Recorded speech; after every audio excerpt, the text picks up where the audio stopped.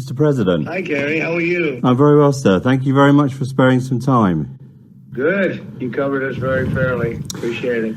Well, I wanted to ask you briefly about that to start with. I know it's not a topic you like talking about very much, but I wanted to ask you, the moment you realised what had happened, and then the moment you realised you survived, what was your immediate thought, sir? Well, it happened very quickly, and I'm not sure I had any conscious thought other than to say that I had to let the people know, because I knew they must have thought that it was a disaster. And I could tell it was like dead silence and everything. We had 55,000 people, and it was dead silence. And so, I assumed that they expected the worst. Yes. And so I had to let them know I was okay, which is what I did. That's why I tried to get up as quick as possible. They had a stretcher ready to go. I said, no, thank you. I actually had a big argument with them. They wanted me on a stretcher, and I said, nope, I'm not doing that. Did it change you, what happened? Well, I like to think about it as little as possible, to be honest. I don't like to think about did it change me, because it could have changed a lot of people. And I just don't.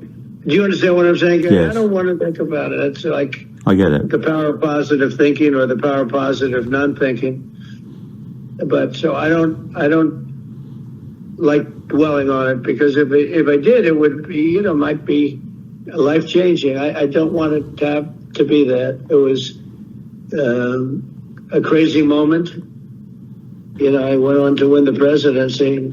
I don't know if that had anything to do with it, to be honest, but I went on to win the presidency. We're having a great presidency. One thing I was keen to ask you is, these world leaders, they do treat you differently to the way they treated you first time around. Well, I think they think it's maybe not all luck. It's like when you do it twice, it's a big difference. I also think that, over the years, they've gotten to know me.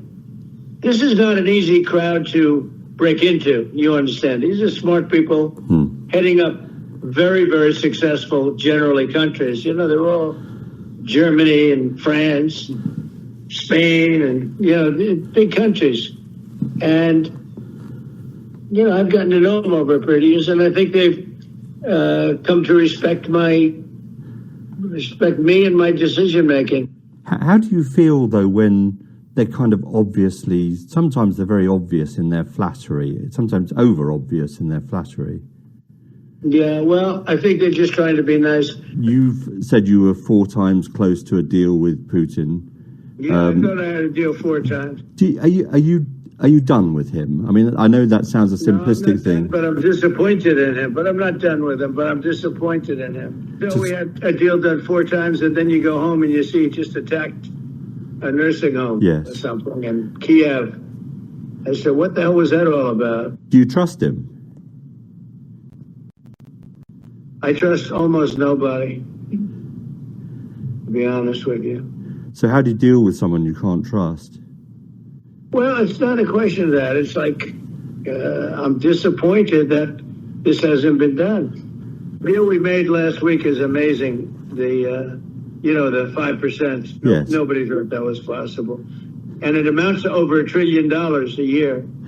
On that deal, you once said that NATO was obsolete. I think NATO is now becoming the opposite of that. I do think it was passed, and it was very unfair because the United States paid for almost 100% of it.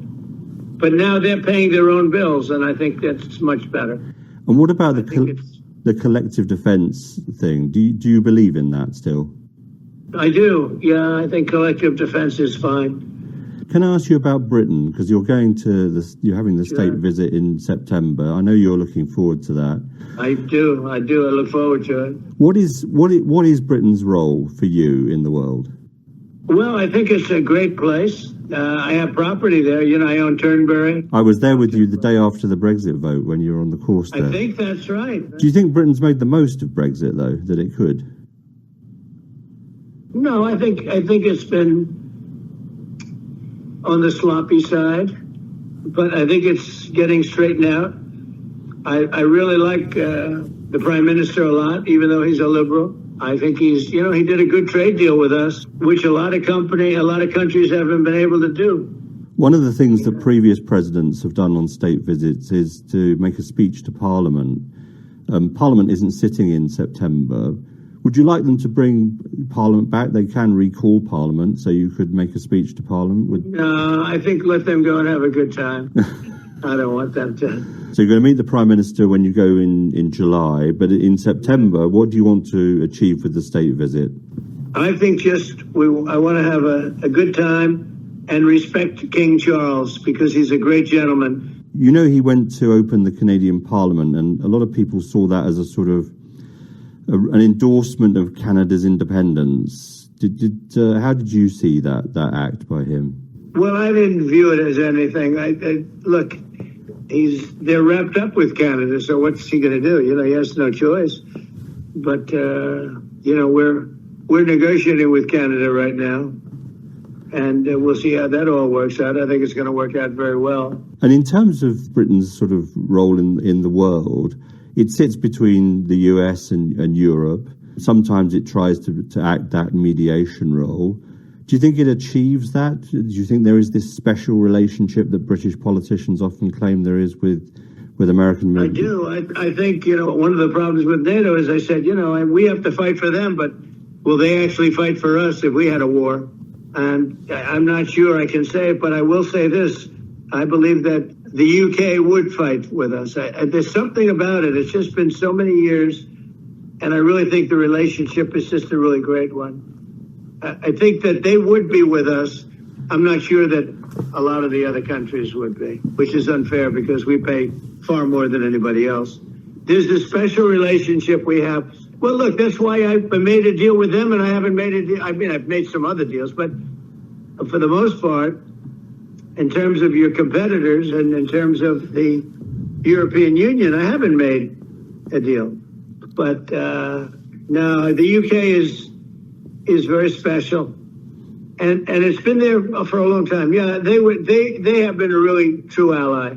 So may I ask you, what would be, looking back, what would be the key for your legacy for you? What do you think would define your legacy from Saving America. I think America is now a great country, and it was a dead country 1 year ago.